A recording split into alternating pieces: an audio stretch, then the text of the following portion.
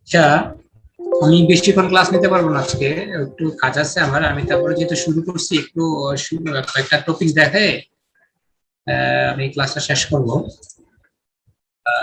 আহ, আমরা আজকে পড়বো চ্যাপ্টার 4। কথা শোনা যাচ্ছে? আমার কথা শোনা যাচ্ছে? সবাই শুনতে পাচ্ছ? জি স্যার। আমরা আজকে পড়বো chapter 4, stream flow measurement. Stream flow measurement মানে একটা নদীতে বা একটা ক্যানেলে বা একটা চ্যানেলে পানির ফ্লোটা আমরা কিভাবে মেজার করতে পারি। পানির ফ্লোটা আমরা কিভাবে মেজার করতে পারি। তো এইখানে দেখো একটু বড়, stream flow measurement techniques can be broadly classified into two categories. আমরা মূলত দুই ভাবে স্ট্রিম ফ্লো মেজার করতে পারি, একটা হচ্ছে ডিরেক্ট আর একটা হচ্ছে indirect. Under each category there are a host of methods. The important ones are listed below. মানে বেশ কিছু মেথড আছে, ডিরেক্ট এবং ইনডিরেক্টের ভিতরে বেশ কিছু মেথড আছে। তার মধ্যে হচ্ছে মোটামুটি area velocity, electromagnetic, dilution, ultrasonic, এগুলো হচ্ছে, এবং আরো আছে hydraulic structure, weir flume gate ইত্যাদি, এবং হচ্ছে স্লোপ এরিয়া মেথড। এই কিছু মেথড আছে, আর অনেক মেথড আছে, তার মধ্যে মূলত ইম্পর্টেন্ট হচ্ছে এগুলো। তো কি আমরা কটা মেথডে করতে পারি? দুইটা মেথডে, একটা হচ্ছে ডিরেক্ট মেথড, একটা হচ্ছে ইনডিরেক্ট মেথড। ডিরেক্ট মেথডের ভিতরে অনেকগুলো আছে, তার মধ্যে কিছু ইম্পর্টেন্ট হচ্ছে area velocity method, dilution technique, electromagnetic method, ultrasonic method.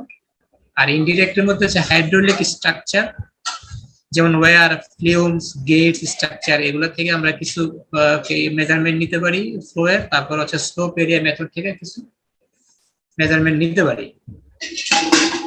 আমরা এই ভিতরে সবগুলো ডিটেলস দেখবো না, তবে যাদের আগ্রহ থাকবে তারা একটু দেখে নিবা। আমি মূলত এরিয়া ভেলোসিটি মেথডটা একটু দেখাবো, আর বাকিগুলো তোমাদের এই বই আছে, তোমরা দেখে নিতে পারো। তবে এই আলোচনায় যাওয়ার আগে একটা জিনিস একটু তোমাদের বলে দেওয়া উচিত, যে আমাদের মেজারমেন্টের যে মিটারটা আছে, গজ, এটা এই যে এখানে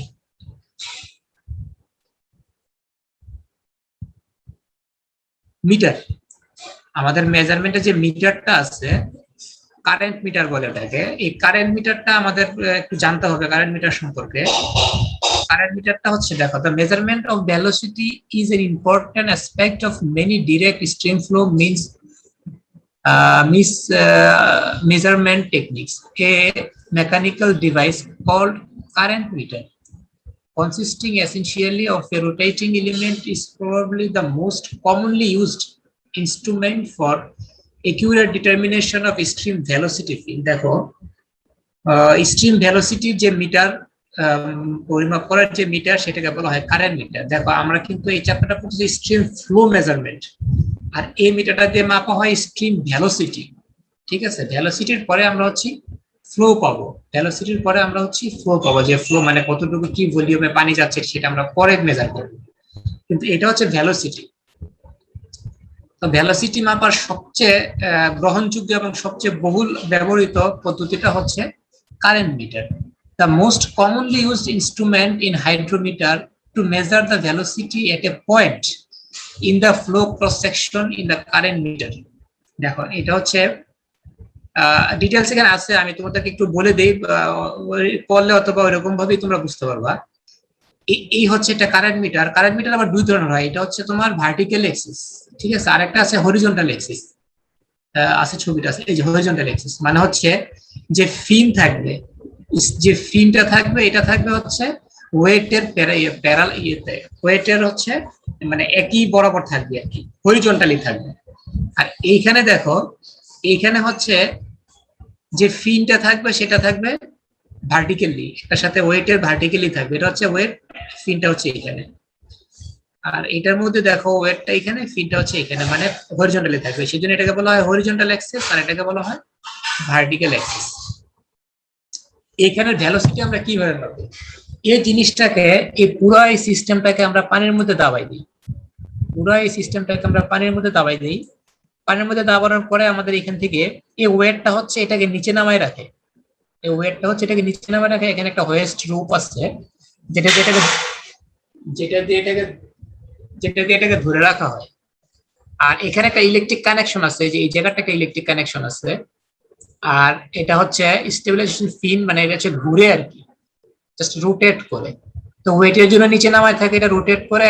এইখানে এই রোটেটের ফলে এই যে এইখানে কিছু ঘূর্ণন হয়, এইখানে কিছু ঘূর্ণন হয়। ঘূর্ণন হওয়ার ফলে যেমন ধরো 1 সেকেন্ডে কতবার ঘুরে, মানে কি একবার যখন পানিটা এখানে পাস করে তখন হচ্ছে এটা একবার ঘুরে, একবার ঘুরার ফলে হচ্ছে এখানে একটা রিডিং দেয়, উপরে একটা ইয়ে থাকে, এটা একটা রিডিং দেয়।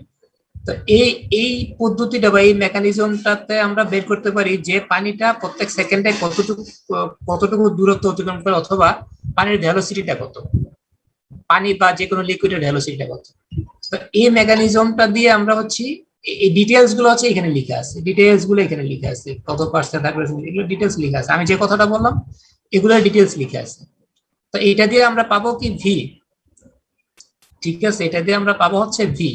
আমরা ফ্লো কিভাবে বের করবো, কিউ সমান সমান এ ভি, কিউ সমান সমান এ ভি। এটা এই সূত্র তো তোমরা জানো তাই না, যে একটা ডিসচার্জ ভ্যালোসিটি আর হচ্ছে এটা এরিয়া, ভ্যালোসিটি আর এরিয়া মানে ক্রস সেকশনাল এরিয়া। তো ভ্যালোসিটি এরিয়া যখন আমরা মাল্টিপ্লাই করবো তখন আমরা পাবো ফ্লো। আমাদের এই চ্যাপ্টারটা তো টার্গেটে ছিল ফ্লো মেজারমেন্ট তাই না, এই চ্যাপ্টারটা ছিলই তো নাম হচ্ছে ফ্লো মেজারমেন্ট, এই যে ফ্লো মেজারমেন্ট, ঠিক আছে। তাহলে ফ্লো মেজারমেন্টে যাওয়ার আগে এই জন্য আমি হচ্ছে ভ্যালোসিটিটা আমরা কিভাবে নিই সেটা দেখাই দিলাম। এবার আমরা যাবো ফ্লো মেজারমেন্টে। ফ্লো মেজারমেন্টের কিন্তু দুটো টেকনিক আমরা আগে দেখছিলাম, ডিরেক্ট এবং ইনডিরেক্ট। একটা হচ্ছে এরিয়া ভেলোসিটি, ডিলিউশন, তারপরে ইলেকট্রোম্যাগনেটিক, আল্ট্রাসনিক। আর ইনডিরেক্টের মধ্যে হচ্ছে হাইড্রোলিক স্ট্রাকচারের মাধ্যমে, আর হচ্ছে একটা স্লোপ এরিয়া মেথডের মাধ্যমে। আমরা হচ্ছে প্রথমে এরিয়া ভেলোসিটি মেথডটা একটু দেখি। কোথায় এটা, এরিয়া ভেলোসিটি মেথড, এই যে আমরা হচ্ছে এরিয়া ভেলোসিটি মেথডটা প্রথমে একটু দেখি, এবং এটার একটা অঙ্ক টঙ্ক থাকবে, এগুলো আমরা একটু জানবো। এরিয়া ভেলোসিটি মেথডটা আমরা ভালোভাবে একটু জানবো। লিখছি দেখো, this method of discharge measurement consists essentially of measuring the area of cross section of the river at a selected section called gauging site. তোমাদের একটু আগে আমি বললাম যে আমরা যদি ভি জানি, ভি জানলাম আমরা কারেন্ট মিটার দিয়ে, তারপরে ওই যে জায়গাটাতে আমরা গোজিং সাইট মানে হচ্ছে যে জায়গাটাতে আমরা ওই মিটারটা বসাবো, ওই ওই ওই ক্যানেলটার এরিয়া যদি জানি, তাহলে আমি ফ্লোটা পেয়ে যাবো সহজেই, তাই না? তখন আমি সহজেই ফ্লোটা পেয়ে যাবো। দেখো, তারপর এই এরিয়া ভেলোসিটি মেথডটা আমার টার্গেট হচ্ছে এখানকার এরিয়াটা বের করা। Measuring the velocity of flow through the cross sectional area, the gauging site must be selected with care of assuring the larger channel. These the following criteria are adequate. The stream should have a well-defined cross section which does not changes in various seasons. আমি গোজ যে সাইটটা select করব, আমি কি কি ক্রাইটেরিয়ার উপর base করে সেই সাইটটা সিলেক্ট করব, সেটা হচ্ছে যে এমন একটা সাইট দেখবো যেটার ক্রস সেকশনাল এরিয়াটা তোমার সময়ের সাপেক্ষে চেঞ্জ না হয়। অনেক সময় কিন্তু তোমার বিভিন্ন ক্যানেলের ক্রস সেকশনটা চেঞ্জ হয়, একদিকে ভেঙে একদিকে ধরে, এরকম হয় কিন্তু, বা তীর ভেঙে যায়, ওইরকম সাইট আমরা নিব না। It should be easily accessible all through the year. সব সময় যাতে ওইখানে অ্যাক্সেস করা যায়, মানে তুমি যাইতে পারবো। দেখা যায় এমন একটা জায়গায় দিচ্ছ যে বর্ষাকালে ওইখানে যাওয়াই যায় না, বা ড্রাই সিজনে যাওয়াই যায় না, ওরকম সাইট না। The site should be in a straight stable ridge, মানে ওই আশেপাশে যেন একটু স্ট্রেট ভাবে স্ট্রিম ফ্লোটা থাকে। তারপরে দেখো, the gouging site should be free from backwater effect in the channel. Backwater effect মানে ডাউন স্ট্রিমের ওয়াটারে যেন এটার কোনো ইফেক্ট না ফেলে। অনেক সময় দেখা গেছে যে ডাউন স্ট্রিমে একটা বাধা প্রাপ্ত হয়, পানি বাধাপ্রাপ্ত হওয়ার ফলে এই পানিটা ওই গোজিং সাইটটাতে ইফেক্ট ফেলে, মানে ভেলোসিটি কমাই দেয় বা সামহাউ পানির হাইট বাড়ায় দেয়, মানে এই জন্য ডাউন স্ট্রিমে যেন ইফেক্ট না ফেলে আর কি। তো আমরা মোটামুটি এই সব জিনিসগুলো ক্রাইটেরিয়া, এই জিনিসগুলো দেখার পরেই আমরা হচ্ছে এরিয়া ভেলোসিটি মেথডের জন্য গোজিং সাইট নির্ধারণ করব, ঠিক আছে। দেখো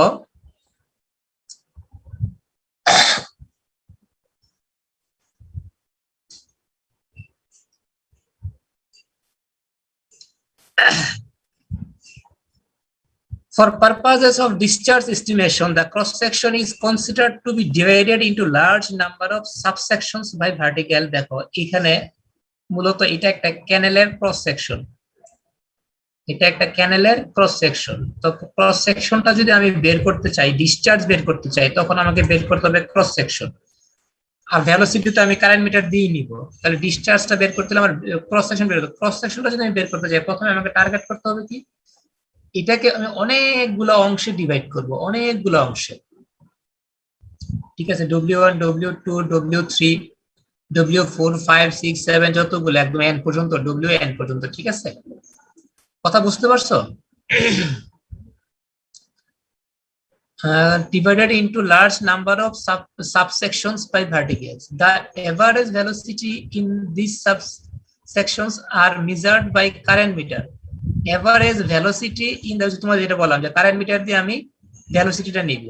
It is quite obvious that the accuracy of discharge estimated increase with the number of subsections used. However, the larger the number of segment, the larger is the effort, time and expenditure. দেখো এখানে তুমি যতগুলো subsection করবা ততগুলো তোমাকে বেশি effort দিতে হবে, সময় যাবে এবং অনেক মানে খরচ বাড়বে। ঠিক আছে, আর যদি তুমি কম নাও তাহলে তোমার খরচ কমবে কিন্তু তুমি একুরেসি পাবা না। যত সাবসেকশন করবা এগুলোর মধ্যে একুরেসি তত বেশি পাবা। The following are some of the guidelines to select the number of segment. এবার তুমি দেখো যে তুমি এখানে যে সেগমেন্ট সিলেক্ট করবা এটা আসলে কি কি জিনিসের উপর বেস করে করবা। প্রথম হচ্ছে the segment which should not be greater than 1/5 বা 1/20 of the width of the river. মানে এই টোটালটার 20 ভাগের 1 ভাগ বা 15 ভাগের 1 ভাগের ছোট দিবা না। The discharge in each segment should be less than 10% of the total discharge. ডিসচার্জটা হচ্ছে টোটাল ডিসচার্জের কমপক্ষে 10% কম হইতে হবে। The differences of velocities in adjacent segment should not be more than 20%. মানে তুমি এইখানে ভেলোসিটি পাইলা যা তার থেকে এইখানে 20% বেশি পাবে না। আচ্ছা আরেকটা কথা বলে নেই, এখানকার ভেলোসিটি আর এখানকার ভেলোসিটি কি চেঞ্জ থাকবে? যে কেউ একজন আমাকে প্রশ্নটা অ্যান্সার করো তো।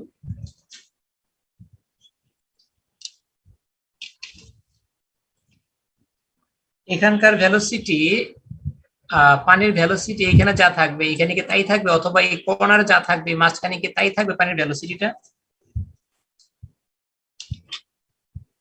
না স্যার। কেন থাকবে না বলো তো?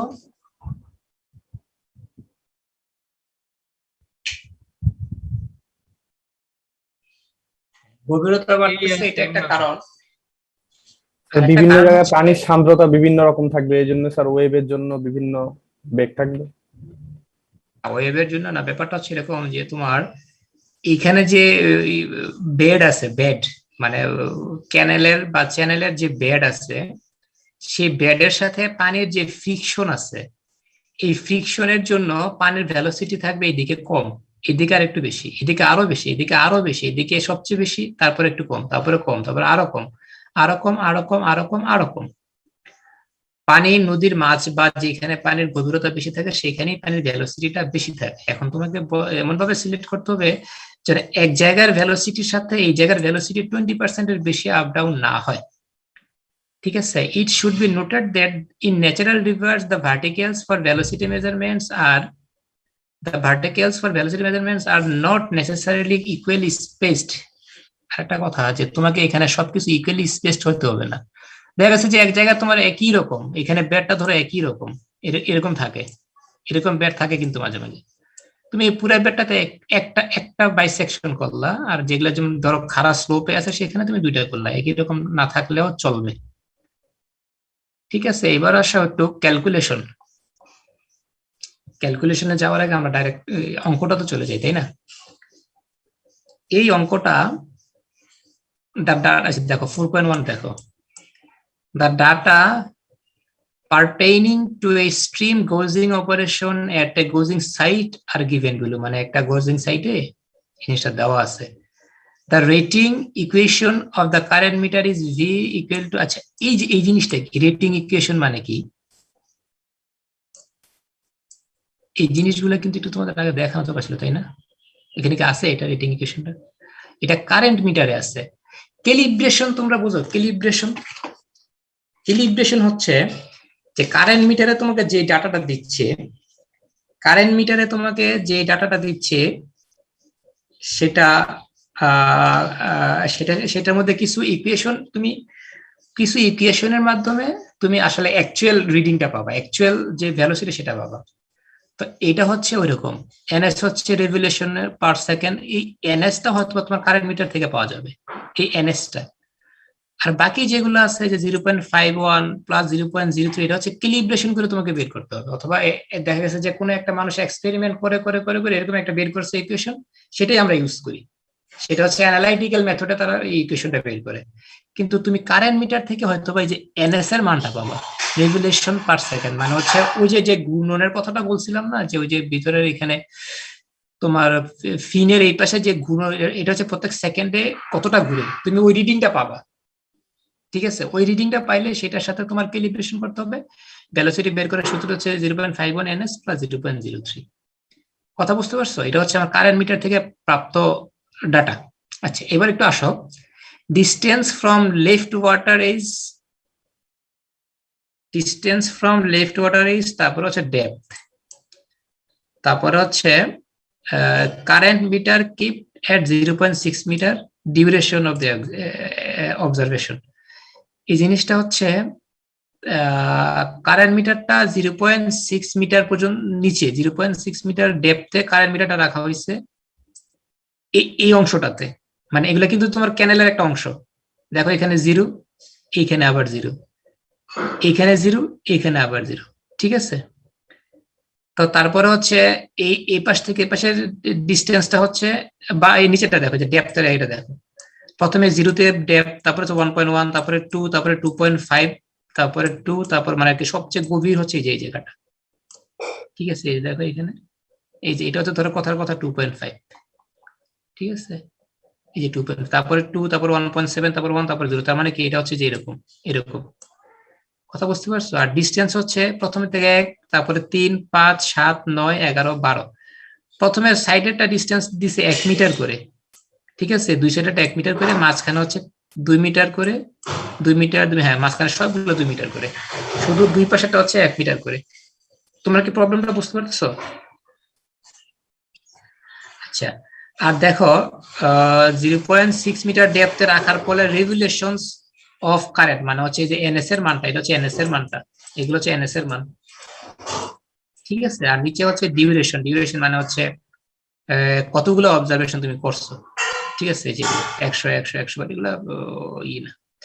এবার দেখো ক্যালকুলেশন, এভারেজ উইথ, দেখো দুই পাশে কিন্তু 1 ছিল, প্লাস মাঝখানে হচ্ছে 2 বাই, এভারেজ উইথ হচ্ছে 2 মিটার করে। একটু করো, তাহলে আমাদের এভারেজ উইথটা হচ্ছে 2 মিটার করে। For the rest of the segment,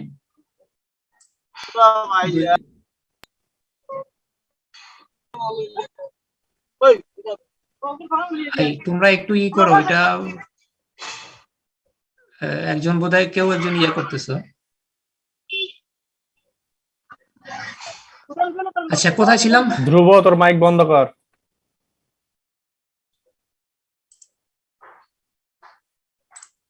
ওকে, বন্ধ, হ্যাঁ ঠিক আছে। তা আমরা কোথায় ছিলাম? আমরা হচ্ছে এখানে দেখো এভারেজ উইথটা হচ্ছে 2 মিটার, আর রেস্ট সেগমেন্ট হচ্ছে 2 মিটার। দেখো এখানে discharge from the left is 0, 1, প্রথমে দেখো এই যে এটা দেখো 0, 1, 3, 0, 1, 3, 5, 11, 12, এটা হচ্ছে প্রথম লাইনটা, এটা হচ্ছে discharge from left. Average with মানে হচ্ছে প্রত্যেকটা সেগমেন্টের প্রস্থটা কতটুকু আমরা বের করছি, প্রত্যেকটা সেগমেন্টের প্রস্থ কতটুকু। প্রথমটা তো 0, 0ই, তারপর হচ্ছে প্রস্থগুলো সবগুলো হচ্ছে 2 করে। ঠিক আছে, ডেপথটা দেওয়া আছে 0, 1.1 ডেপথ দেওয়া আছে, দেখো এই যে এগুলো ডেপথ দেওয়া আছে। আর এটাও দেওয়া আছে, এটাকে শুধু 1000 দিয়ে ভাগ করে দিছি আর কি। এই যে 39টা হচ্ছে 0.39, মানে 100 দিয়ে ভাগ করে দিছে আর কি, 0.5 এ। এবার হচ্ছে ভ্যালোসিটিটা বের করছে হচ্ছে এই ইকুয়েশন থেকে, যে একটা ইকুয়েশন দেওয়া ছিল না, এই যে এই ইকুয়েশন থেকে ভ্যালোসিটি বের করা হয়েছে, এই যে এটা। এবার হচ্ছে ডিসচার্জ হচ্ছে তুমি দেখো ভ্যালোসিটি মানে v into q equal to AV, এই যে এই সূত্র দিয়ে কিউ ইকুয়াল টু এভি। ঠিক আছে, ভি তো আমি পাইলাম হচ্ছে যে এটা কই, ভি ভি তো হচ্ছে পাইলাম এটা। এবার এ কত? এ হচ্ছে তোমার প্রস্থ কত ছিল 2, আর প্রস্থ ছিল 2, আর দৈর্ঘ্য ছিল হচ্ছে ডেপথ ছিল, গভীরতা ছিল হচ্ছে 1.1। তাহলে 2 ইন্টু 1.1, তোমরা কেন কথাটা বুঝতে পারতেছো? 2 ইন্টু 1.1 ইন্টু হচ্ছে 0.2289। তোমরা এই যে এই জিনিসটা কিভাবে আসছে তোমরা কি বুঝতে পারছো? এই যে এই ডিসটেন্সটা মানে ফ্লোটা কিভাবে আসছে? ওই সূত্র q equal to AV, q এর মান হচ্ছে আমরা বের করব, ভি এর মান তো আমার দেওয়া আছে, ভি এর মান দেওয়া আছে। এটা হচ্ছে কোন সেগমেন্টটা আমি যদি একটু এখানে আইকা দেখাই, ধরো এই কটা আমাদের সেগমেন্ট আছে, 1 2 3 4 5 6। তাহলে 1 2 3 4 5 6, এই 6টা সেগমেন্ট আছে। এখন সেক্ষেত্রে তুমি দেখো, প্রথমে আমি এই এরিয়ার কথা চিন্তা করছি, এই যে এই এরিয়াটার কথা। প্রথমে তো জিরো, প্রথমটা বাদ, তারপর হচ্ছে আমি এই এরিয়াটার কথা চিন্তা করছি। এই এরিয়ার কথা চিন্তা করার ফলে আমার কি হয়েছে দেখো, দৈর্ঘ্য প্রস্থ হচ্ছে কত, 2, প্রস্থ হচ্ছে 2, আর এটার গভীরতা হচ্ছে 1.1, গভীরতা হচ্ছে আমার 1.1। ঠিক আছে, তাহলে 2 ইন্টু 1.1 আমি এরিয়া পেয়ে গেলাম, মানে যে এ পেয়ে গেলাম। ঠিক আছে, আর ভি তো আমার দেওয়া আছে, তার মানে এটা আমি পেয়ে যাবো হচ্ছে কিউ ইকুয়াল টু এভি, মানে হচ্ছে depth into width into velocity. এই হচ্ছে আমি পেয়ে গেলাম হচ্ছে আমার ওই ডিসচার্জ, এই যেটা।